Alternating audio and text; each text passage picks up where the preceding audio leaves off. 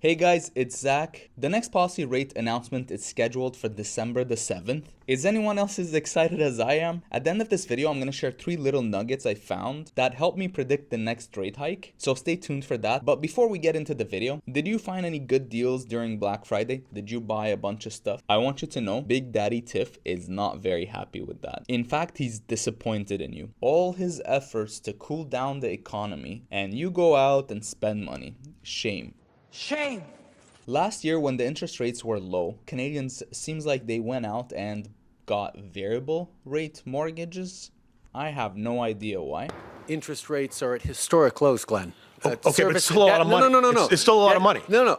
And you don't know where. Okay, so About 1/3 of all outstanding Canadian mortgage debt is variable. About 3/4 of these mortgages are fixed payments. If you read The Wealthy Barber, in there's a chapter that says if mortgage rates are below a certain point, the smart thing to do would be to get a fixed rate loan. So I don't know. I think what happened there is the banks played us. Of the borrowers that have a variable rate fixed payment mortgages, Bank of Canada predicts that probably 50% of those already hit the trigger rate, and that accounts for about 13% of all mortgage debt in Canada. In fact, Bank of Canada made this very sexy graph. I'll put a link to that in the description. In there, they're demonstrating how someone with a $500,000 mortgage is getting screwed very slowly, and it shows the split between interest and principal paid every time Bank of Canada raised the interest rate. I don't know where these people live, but in Toronto, I have a mortgage of $500,000 on my car insurance. If you're enjoying the video so far and you want to let me know, go ahead, give the like button a quick bump. Talking about Bank of Canada screwing people over, in fact, they're also screwing themselves over apparently. Not just you. They are now, for the first time ever, losing money.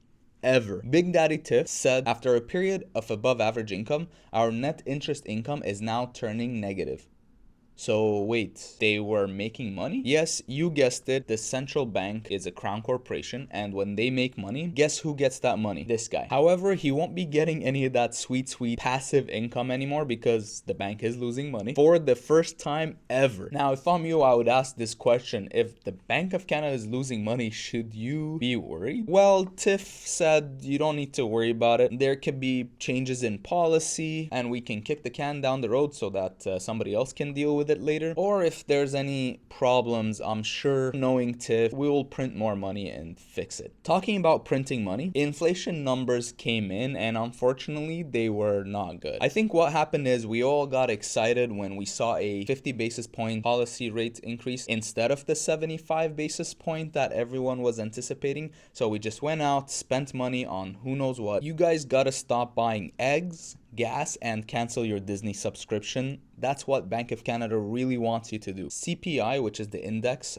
for inflation, in October was sitting at 6.9%, which is down only from September by 0.1%. If you've seen any of my videos, you know very well that this number will probably never go down because we always compare the inflation numbers to last year, just like we do in real estate, and the numbers will stay around where they are until March or April of next year, because that's when we really started increasing the rates. I'll be looking at the real estate prices again in November once the numbers are out, so if you haven't subscribed, go ahead, subscribe to the channel so you don't miss out. I was at a conference and Benjamin Tal from CIBC said that there are 2 reasons for inflation to happen. The first one is internal and the second one is external. He said most of the external issues have been resolved at this point, so we don't necessarily have supply chain issues that would drive the prices up. He said that now we have about 15% more truck drivers compared to before, which is good news because Bank of Canada with their interest rate hikes cannot control what happens outside. However, internally, it seems like we're too excited. For example, Loblaws jacked up the prices of eggs, and I'm not sure why we're not talking about gas prices. We're just so focused on eggs.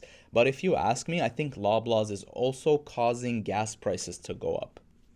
Let's blame them for that. Ben during the conference said that we have a medium-low chance of Bank of Canada overdoing the rate. However, if you've been to a restaurant and you've ordered a medium rare steak, you very well know that it's probably going to be coming overdone. So what do I think will happen next? One, Bank of Canada in their report talking about variable rate mortgages getting triggered, the number that they used was 50 basis points for 2023 of next year. Number two, when they were talking about losing money for the first time ever, Tiff Macklem said, I really don't care and we're going to keep going. Guess what? If you're playing Monopoly and you can come up with more money under the table, it doesn't matter if you land on a hotel, you're going to be fine. And number three, they said over and over in every single interview I watched that they will keep going until they hit their target of 2%. They are not budging. I expect on December 7th, Tiff Macklem to increase the policy rate by about 25 basis points. We will also see another 25 basis points next year, unless they say because of the holidays we're gonna not increase the rate. But I think they're trying to stretch this as much as possible to hit that April of next year when numbers will automatically look lower, and at that point they can say now we're gonna stop increasing it. Make sure you subscribe so that you don't miss out. There's a big chance if you don't, YouTube is probably not gonna show you my face again. Thank you so much for watching, and I'll see you in the next one.